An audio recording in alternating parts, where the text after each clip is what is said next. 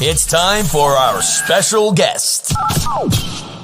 So what an episode we have this evening. What a guest I've got this evening. Sat right in front of me. You can probably see the name in the corner. You probably recognise the face as well. But he's been in the UFC since 2017, so around 5 years now. He's got a fight record of 14 wins, 6 losses, 1 no contest, so 21 fights in total. He's fought at middleweight and at light heavyweight. Eryk is fighting on the 21st of May and is co-main eventing that event. So yeah, my guest this evening is the brilliant Eryk Anders. Eryk, how are you, mate? Man, I'm doing awesome, man. It's an awesome introduction. Thank you. No problem. Do you know what? Ethan said exactly the same thing when I spoke to him a couple of weeks back. He said, good introduction. So yeah, it's cool. I just thought, we'll ask a couple of questions first. And as I mentioned to you at the start, we've got, some fans as well. We're going to do a fan zone section where we're going to get all of the fans to ask you some questions. I've got them all written down here, but before we go into those questions, I want to ask you a couple myself. So let's start at the beginning. It's always a great place to start with a story. So you were born on a US Air Force base. Is that right? Have I got that right? Yep. So you were a fighter from the moment you were brought into this world, really. So yeah, kind of. My mom was a nurse in the Air Force, so she probably never saw any combat or nothing like that, but she did serve 26 years for the United States Air Force. So 2 of my brothers served. My oldest brother just retired after 20 years in the Marines. My dad was also in the Air Force, so pretty much my whole family is military. Yeah, all served, and that's incredible. Incredible family, man. To have all of those people serving, all of your family serving in in the forces. That's amazing, really, to be brought up in that family environment as well, I guess. Oh yeah, absolutely. And if the football thing hadn't worked out, then I'm sure I would have served myself. But I guess we all have our own path. Yeah, definitely. So obviously that was the start, and then we talk about you talk about football. So started out playing in American football and signed for NFL Cleveland Browns. Is that right? And then that's right. Also had a stint in the Canadian Football League as well. Do you know what? This story sounds quite familiar. There's someone else that did exactly the same thing, and his name was The Rock. I don't know if you know his story. But no, I didn't know that he went to Canada. Yeah, so he did, and he tried out for the NFL. Obviously didn't work out for him, and he had a short stint over in Canada as well and did Canadian football. He got cut quite early on, but I've been watching this thing called Young Rock, which is out, and he talks about obviously his whole. What is that on? Is that on YouTube or Facebook? I think it's on. I'm not exactly sure on American TV channels, but I've caught it, and I think it's on NBC maybe, and it's a program that he's obviously created, and it's just about his childhood and growing up and all that sort of stuff. But it's quite cool. That's cool. But yeah, it's quite a similar story, man. So it's just like parallels there is quite cool. Maybe I can, jump into the acting thing when I'm done fighting and be as successful as that guy. I've heard that I've heard rumours that you've been doing something recently. I don't know how much you're allowed to talk about it, but a little birdie's told me that you've worked on something recently, a series recently. I don't know how much you're allowed to talk about it, but I made a little cameo in a pretty popular Netflix series. They don't like you talking about it until they release it or whatever, but it was a pretty cool experience, and maybe it leads to something bigger. Yeah. Well, we'll get from that what we will. We don't have to say any more.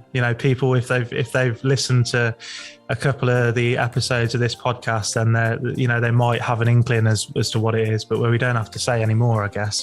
From that. But I won't get you in trouble. I promise. I'll keep it quiet. But yeah, that's quite cool, and I guess that's a cool opportunity to have been a part of as well. To do that. But yeah, before we go into that, you moved into MMA after American football and the Canadian Football League. What was that transition like? Had you been doing fighting before? How did that work out? To be honest, I was just kind of really upset that the football thing didn't work out. I put my heart and soul into football, and it really didn't give me anything back. The goal is to make it to the NFL, make a bunch of money, and retire. It didn't work out like that. So I just kind of found myself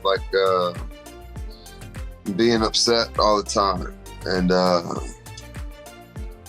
that's no way to live. So I just walked into a gym and to blow off some steam, and started with jiu-jitsu, really like that, and then wanted to see what the MMA thing was all about. So I sparred one time, fell in love with it, and fought like a month later. And I actually fought twice, and I had a boxing match, lost a split decision, and had an MMA fight and knocked the guy out in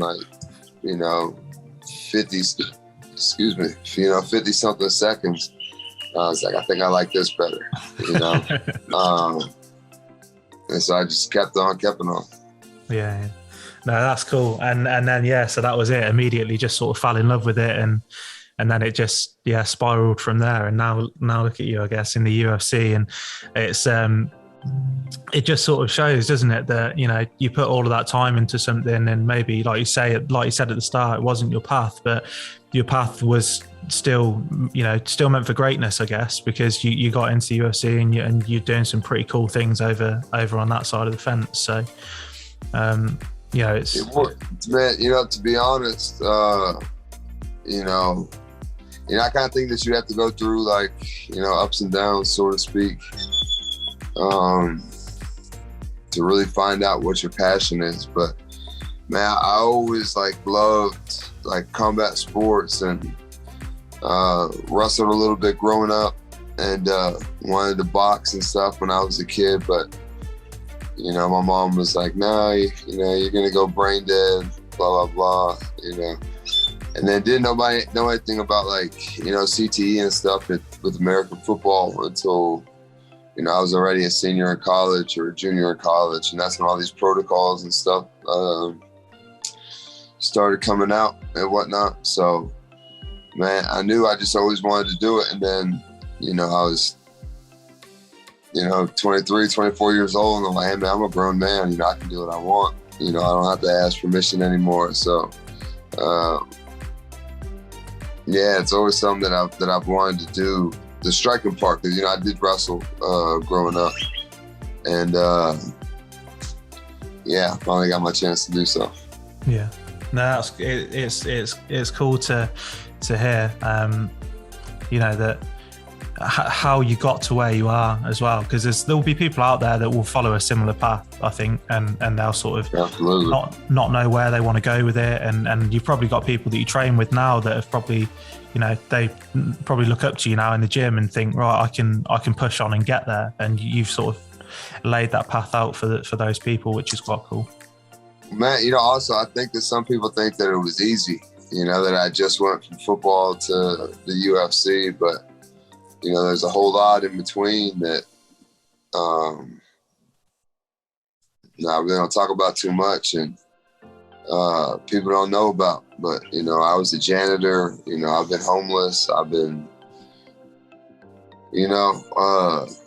cleaned apartments. I did a lot of stuff that I didn't think that I would ever have to do, just to make it. So yeah. It's not always just all rainbows and sunshine. Yeah, you put the grind in, and it's finally you finally got there, and that's the thing that's even more impressive as well, isn't it? Really, like if you really truly want it, you've got to struggle through to get there. Nothing good is worth having. It's not worth having if it's not easy, is it? So it's, you've got to work through it, and you've got to work through all that stuff. I can't remember exactly what the phrase is, but it's something along those lines. Yeah. But no, I feel like that's true. And like if, first of all, if you don't have to like work for it, or if there's no struggle, you don't appreciate it. Like if I just give my kids, like a toy or whatever that they want, they play with it for a day and then that's it. But if I make them earn it and pay for it themselves, they're not going to throw it around. They're going to, treat it better, So, and the same thing goes for adults. Like if you just give somebody something, it's like, hey, whatever. But if they have to work for it and like, really show that they want it, they'll cherish it more. Yeah, no, absolutely. I completely agree with that. So yeah, one thing I wanted to ask you about there's a lot of crossover going on at the moment with fighting, with YouTube boxers, with all this sort of stuff. You talk about boxing, you mentioned that slightly a minute ago, but there's also something else that happened recently. Obviously, I don't know if you saw the Fury fight that happened, Dillian White and Tyson Fury. I don't know if you saw the boxing, but there was something that happened after the fight.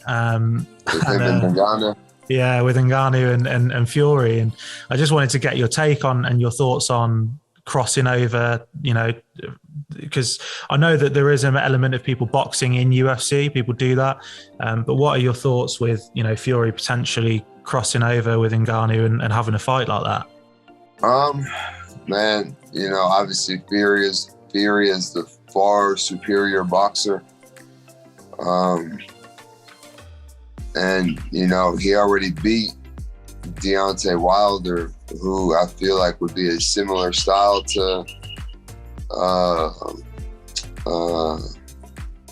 Francis Ngannou.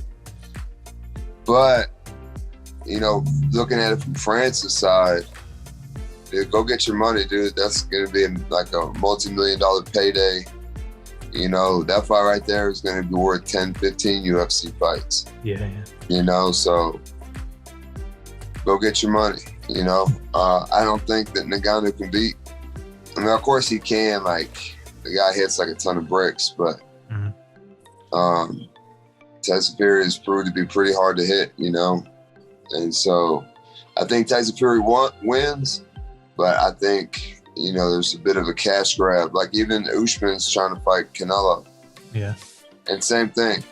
Like Usman's not going to outbox Canelo. Yeah. Sorry. It's not going to happen.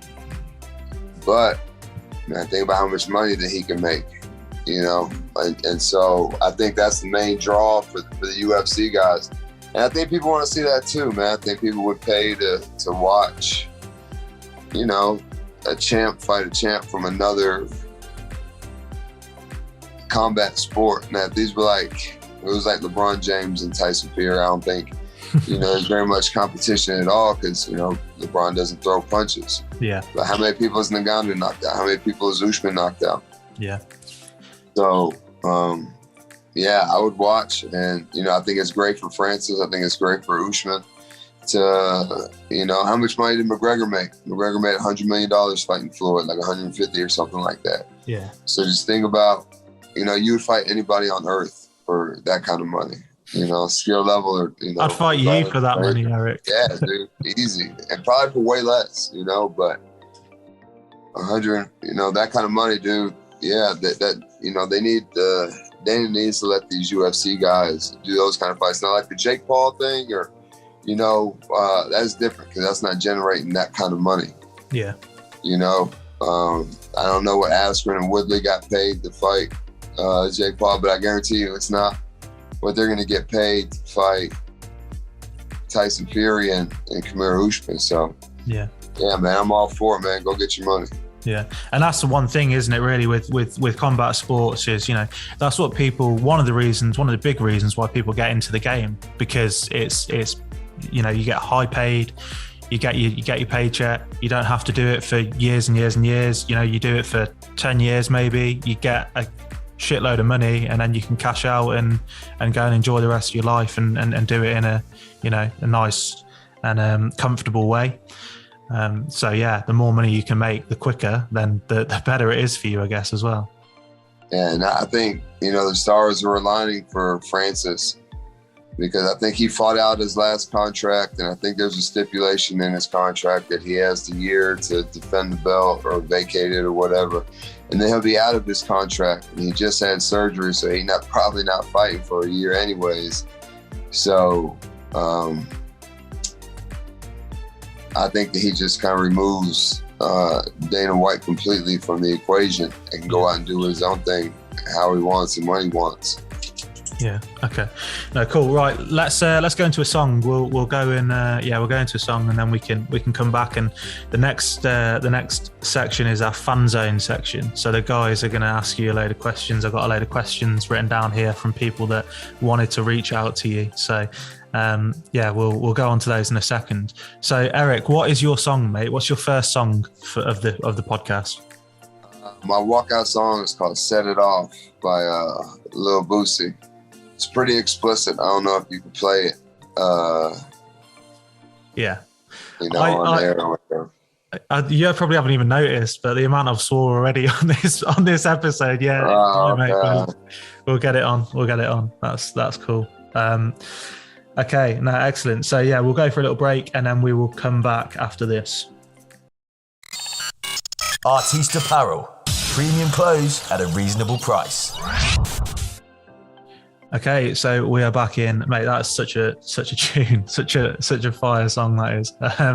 Does it get you? Surely that's got to get you pumped when you're walking out and you're about to step into a war. Like, that's got to be like get you ready. Yeah, I really just kind of tune everything out, to be honest. But I probably hear like the first 15, 20 seconds of the song, because they tell you to walk, then you walk, and then I just try to clear my mind and as I'm walking to the cage or whatever. So it just reminds me of a time, when I was much younger and,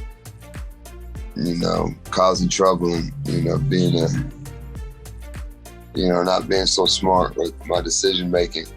And I don't know, it's just a really aggressive song.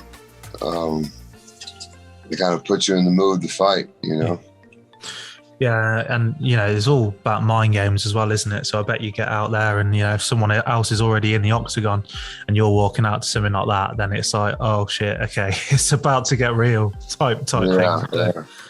All right, so here we go. So let's go into the questions. So there's a few. I'll try and get through them as quickly as possible. So the first one is from Lewis, and Lewis says, "What's your favorite strike/submission to use in any fight?" I don't think it's any secret at this point. Is my left hand, seems to be my moneymaker. Yeah. And as far as submissions go, like, I don't have a lot of submissions, but I do train jiu-jitsu. I just, if I get on top of you, then I'm trying to, I think I'd rather maintain position and, punch. You see a lot of guys lose fights going for guillotines and things like this. They don't get it, and now they're on bottom. So they're like, I'm not Damian Mile or Charles Oliveira, so the risk reward, it's much higher risk, and they're probably not going to tap anyway. So I'd rather just stay on top. I think it's much smarter approach for me. You see guys like Claudio, the guy who fought Clay Guida yesterday, throw up the knee bar, but you also see other guys go for leg locks and get beat up. So just not a submission guy. But I really, really, really, really like the Peruvian necktie and it's called an executioner. My buddy Brandon McCatherine showed it to me. It's pretty nasty neck crank. Okay, Cool. All right. And he also asks, who is your biggest inspiration? Outside of money, 'cause that's what we do. Do this for is to get paid, and if you lose, you just have your paycheck. But definitely my family. I don't know if he's asking for like a specific fighter or whatever, but it's really cool to like go home after a win, and your kids are hugging on you and tell you how good you did, and now you have twice as money as you would have if you would have lost, and you can do anything and go anywhere and take them with you and share these experiences. So for me, that's it. But I think my favorite fighter would probably have to be Bisping, because he fought like the last 4 years of his career with one eye. He won a championship with one eye, and he was pushing 40, so he was an older guy. To go out there and win a championship. Okay, no, that's great. I don't know if he was looking for a specific name, or if it was just sort of who inspires you when you get in there. So family, I think, is a great answer there. Okay, so Johnny says, this is a long one, so bear with me. He says, having success at the start of your career at middleweight, LFA inaugural middleweight champ, a good KO on your UFC debut, a brutal head kick win versus Williams for performance of the night. What spurred you to then move to heavyweight when you'd started out so well at middleweight? It's a tough question. Well, the only reason why I fought it light heavyweight, I can't remember who I fought first. Thiago Santos. I think I fought Thiago Santos first. That was a short notice fight. I was like 6 days, so there's no way I'm making middleweight in 6 days. So that was the first time, and then I think the UFC was hungry for light heavyweights. I just think that the depth of the division wasn't very deep, so they knew I'm one of the bigger middleweight, so I fought Roundtree at middleweight or light heavyweight, and that was a disaster. And then I think I went. Oh yeah, and then I fought Vinicius Moreira. That was also another short notice fight, and got knocked out of the night, or performance of the night. And then I think there's more. Oh, and then I fought Darren Stewart at light heavyweight, and that's because it was a rematch, and that was on him. Like, he didn't want to cut to middleweight. Yeah. So it was my fault. It was my fault that the fight stopped early. So I was like, dude, whatever weight you want to fight at, it doesn't matter to me. That's fucking Brits, eh? Just make things difficult. It's he's quite a cool fighter, but that was a good fight, and it's just a shame the way that one sort of ended, because I genuinely thought you were going to finish that. That was going to be, you looked like you were going to finish it. If you had another minute, it looked like it was done. So it's just a shame, really, that happened. But it happens in the sport, doesn't it? You're trying to finish a fight the best way you can, as quickly as you can, and I guess things just go out the window when you're trying to get things done. So it's a shame, really. I got it back anyway, so it's all good. But yeah, so I mean, that was a cool one. He also asks you, how much do leg kicks suck? Man, if I have to choose between a leg kick and getting punched in the face, dude, I'm going with leg kick. Wow. All day, but I'm probably not the person to ask, 'cause I'm a lefty, and the majority of the people that I fight are right-handed. So those inside leg kicks, they don't hurt or do damage like those calf kicks. That's more like same side fighters throw. Two lefties or two righties, the outside kick is there, but they suck, of course, but I think the ones that do the most damage are those calf kicks and kicking on the outside. There's not as much meat on the outside of your leg to kind of block the kicks or whatever. So, luckily I'm a lefty, and everybody throws inside leg kicks, which it's just not much there. Yeah, and I guess that's you're in a combat sport, and everything's gonna hurt when you get in there. It's not it's not like, man, those outside kicks, those calf kicks.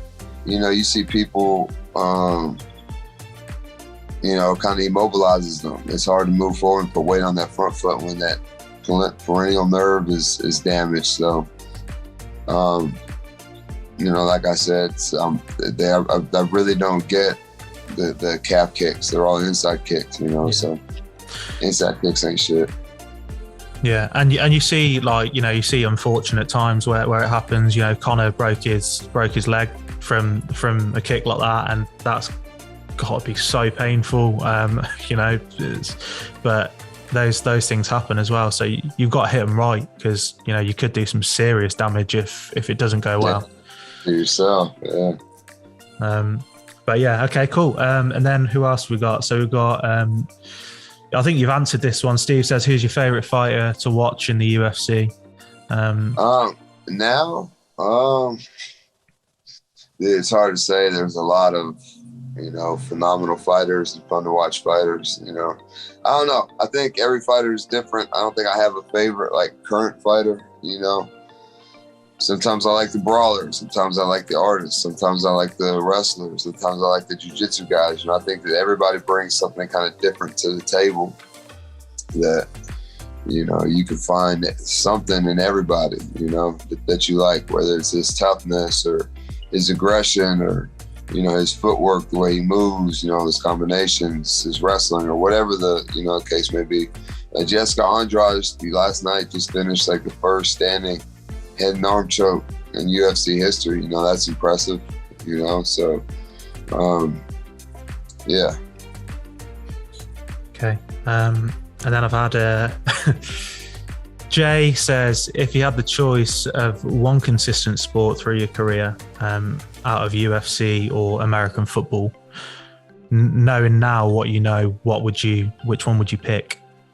MMA for sure. I just think that I like it and love it more than I ever did football. I think it's a pure sport. I always hated, when I played football, that the outcome of the game could be dependent on somebody else, catching a football, throwing an interception, or whatever. I really like the fact that in MMA, it is a team sport, because you're not going to get better training by yourself. So there is that locker room component to it. Yeah. But then when it comes time to fight, I don't got to worry about nobody else. If I win, it's all me. If I lose, it's all me. So, I can live with that. Yeah. Okay. No, that's a a good answer. I think I like that. And then what else we got? We've got.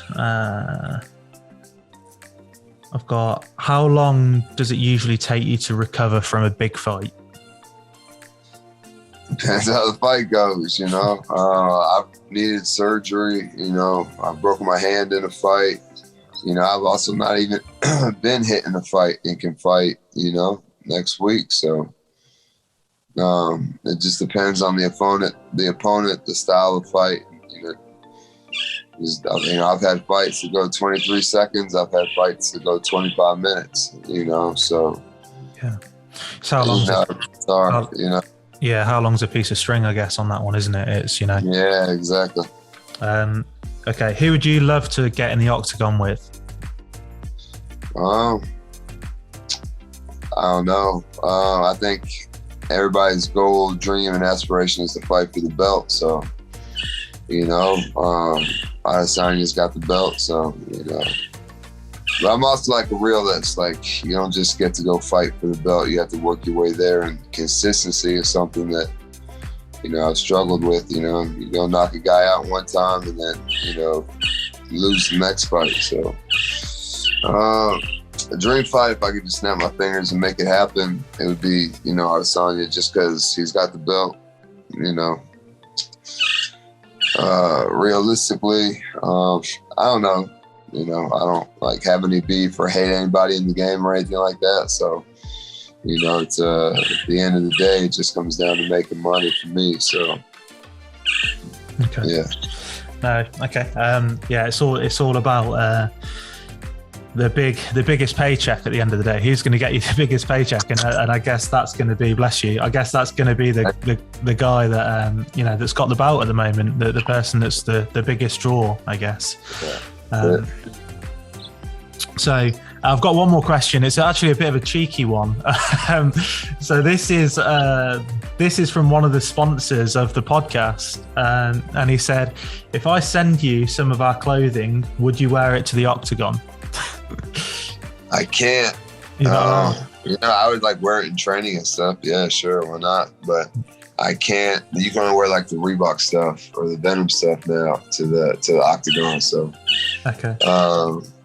Yeah, unfortunately, I can't. But I like clothes, so send him.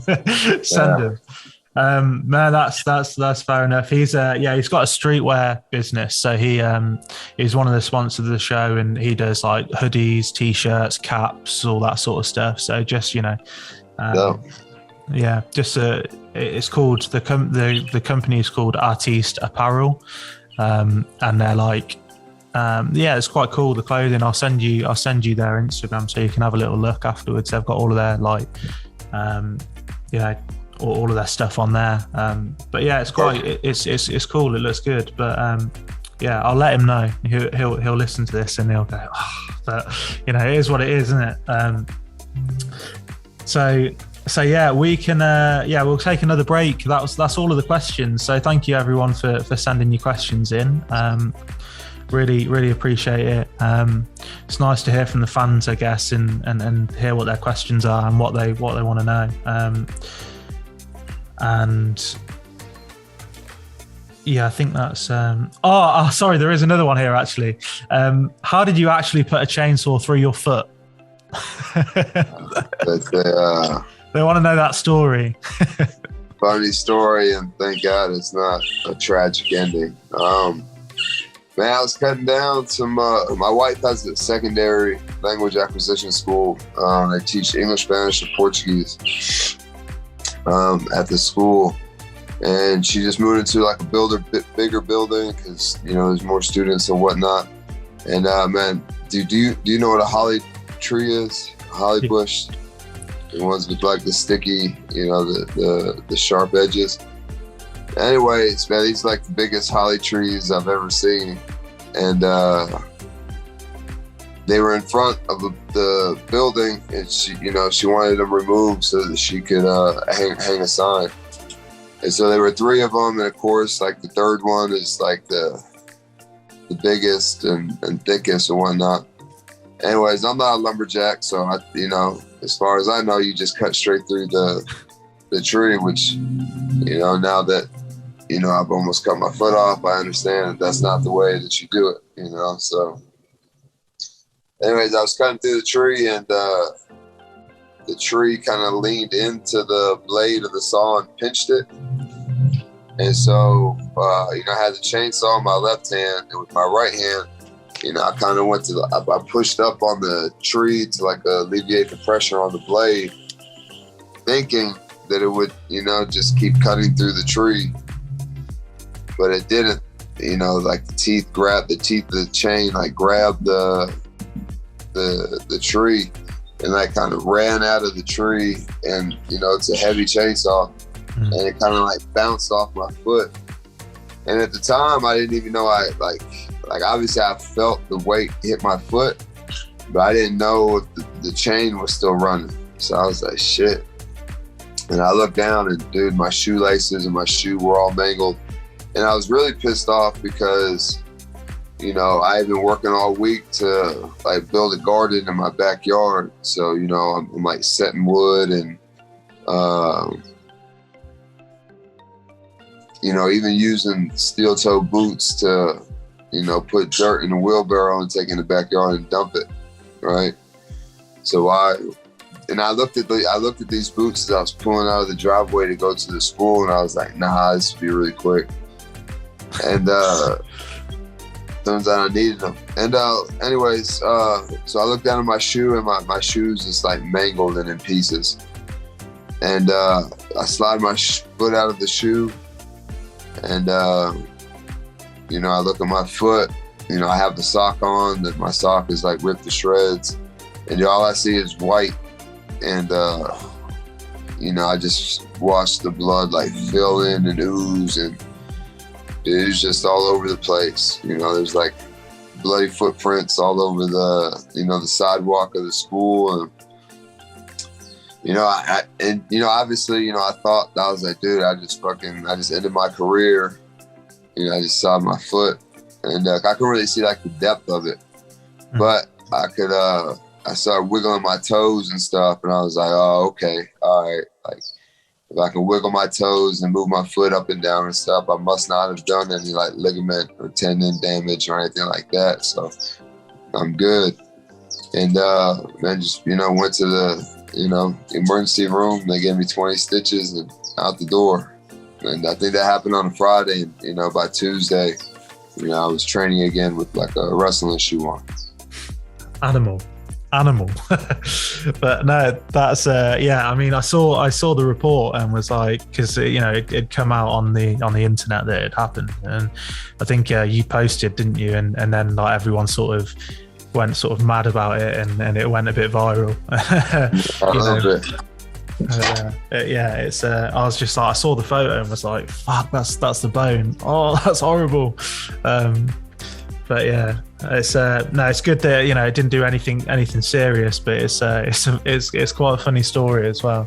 So yeah, it's only funny because there's no like real permanent damage. I think if I'd have like cut my foot off or, you know, did something really bad, you know, people would be like, man. And yeah. even though I didn't, you know, people are still like, not the smartest thing you could have done. Yeah. If you had cut your foot off, it definitely wouldn't have been funny. So, but yeah, it's you know, yeah. So let's go for a break, mate. We'll go for another song. Have you got your second choice?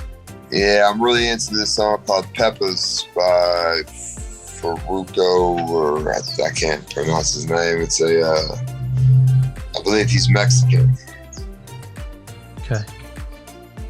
Okay. Well, we will go and we'll play that, and then we will be back after this. Do you like a tasty hard seltzer? Why not try Social? Okay, so we are back in. We're going to play Quickfire. This is a game that we play with all of the guests that come on the show.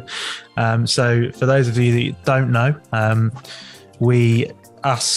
will ask Eryk as many questions as I can inside of a minute, and all Eryk has to do is answer the questions with the first thing that comes to his mind. He has to beat the score of 17 in a minute, which is the top score at the moment. So, Eryk, are you ready? Let's do it. Okay, 3, 2, 1, go. Favorite sport? MMA. Person you looked up to growing up? Barry Sanders. Facebook, Twitter, or Instagram? Facebook. No, Instagram. Sorry. Favorite singer? Ozuna, I guess. Favorite film? Braveheart. Is the Friday Night Show the best podcast you've been on? It is. Favorite song? Set It Off. Sweets or chocolate? Sweets. Favorite superhero? Goku.